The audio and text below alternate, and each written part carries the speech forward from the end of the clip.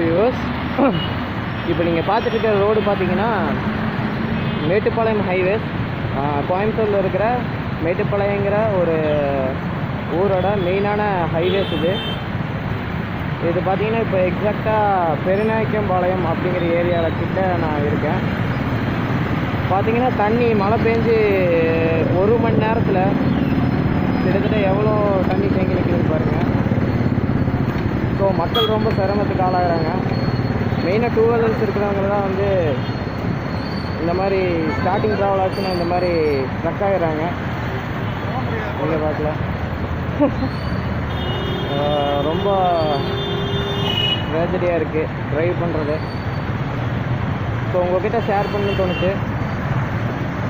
So நீங்களே பாருங்கள் அதில் எப்படி ஓட்டிகிட்டு போகிறது.